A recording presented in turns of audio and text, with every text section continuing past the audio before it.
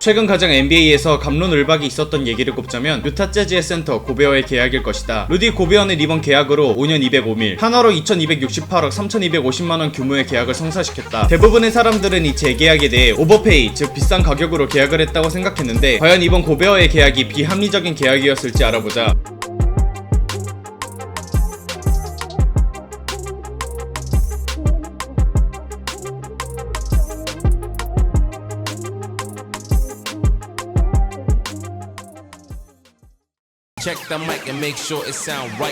결론적으로 내 생각을 얘기하자면 이번 고베어의 재계약에 대해서 유타가 합리적으로 행동했다고 생각한다. 그 이유는 두 가지가 있는데, 첫 번째는 고베어가 맡고 있는 유타 재즈 농구에서의 역할이다. 수비에서의 역할은 말할 것도 없이 디포이 수비형 출신 센터이기에 유타 재즈 수비의 핵심적인 역할을 맡고 있음은 부정할 수 없을 것이다. 혹자는 고베어가 휴스턴과의 경기에서 5아웃 전술을 탈탈 털려 고베어의 가로 수비가 매우 구리다는 생각을 갖고 있는 사람이 있는데, 데이터상으로는 고베어는 빅맨치고는 그나마 가로 수비를 잘하는 편이며 무엇보다 고베어라서 5아웃 전술에 당하는 것이 아니라 5아웃 전술 자체가 빅맨 상대로 좋은 전술이다. 오히려 우리가 주목해야 할 점은 5아웃 전술임에도 불구하고 고베어를 기용할 수밖에 없었던 이유, 공격에서 고베어의 역할에 대해 생각해봐야 한다. 고베어는 타운스, 엠비드 같은 빅맨처럼 자신이 공격을 만들어 나갈 수 있는 유형의 선수는 아니다. 하지만 고베어가 갖고 있는 유타 재즈의 공격 지분은 살짝 과장하자면 미첼과 동등하다고 말할 수 있다. 이게 무슨 소리인가 싶을 것이다. 당장 이번 플레이오프 시리즈만 보더라도 공격의 핵심은 덴버의 머레이와 숏다운을 펼친 미첼로 보였고, 고베어는 받아먹기만 했던 것처럼 보일 것이다. 하지만 이 받아먹기, 그리고 받아먹기를 위해 입을 벌리는 기술이 고베어가 리그에서 탑급이라는 것이다. 유타의 득점원 미첼을 보자. 미첼은 의외로 아이솔레이션을 주로 하는 선수가 아니다. 19-20 시즌 미첼의 아이솔레이션을 통한 득점은 1.7점밖에 되지 않았으며 오히려 피켄롤 핸들러로서 가치가 뛰어난 선수였다. 미첼은 피켄롤로 평균 11득점을 기록하였고 이는 리그 5위에 해당하는 수치다. 또한 다른 유타의 가드인 잉글스도 운동 능력이 좋은 선수는 아니기 때문에 공격 전개에 있어 스크린을 반드시 필요로 하는 선수였다.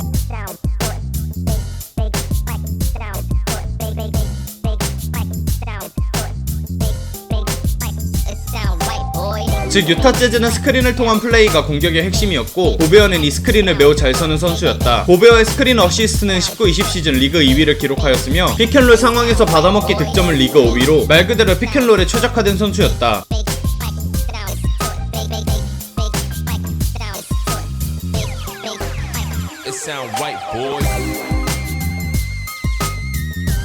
물론 개인의 공격 루트가 없는 것은 현대 농구에 있어서 아쉬운 점이지만 야투율 69.3%라는 초고효율로 평균 득점 15점을 기록하였고, 오히려 공의 소유가 매우 간결하다는 점이 공을 쥐어야 살아나는 미첼과 더 좋은 조합을 만들어낸 것일 수도 있다. 정리하자면 유타 재즈의 공격은 스크린을 거는 것에서부터 시작하고, 이 스크린과 스크린 이후의 파생 공격에 있어서 고베어는 매우 뛰어난 역량을 보유하고 있기 때문에 유타 재즈의 공수 모두 고베어의 역할이 중요하다는 것이다. 고베어의 계약이 합리적인 두 번째 이유는 바로 시장 상황이다. 우선 고베어의 계약이 풀리는 연도에 올스타급 선수는 레너드밖에 없다. 즉 고베어도 아주 좋은 매물일 것이고, 이런 고베어에게 맥스 계약을 할 팀은 분명히 존재할 것이다. 그리고 무엇보다 레너드 같은 슈퍼스타들이 30개 팀 중 시장 규모 25위인 시골 중의 시골 유타 재즈에 올 리가 없기 때문에 유타 재즈는 고베어와의 재계약 말고는 올스타급 선수를 영입할 방안이 전혀 없었다. 이러한 이유에도 불구하고 고베어가 청렬처럼 보이는 이유는 앤서니 데이비스라는 이 사기스러운 빅맨이 고베어보다 싸게 계약을 했으니 고베어뿐만 아니라 얻은 선수로 보더라도 맥스 계약이 비싸 보일 수밖에 없었을 것이다. 끝!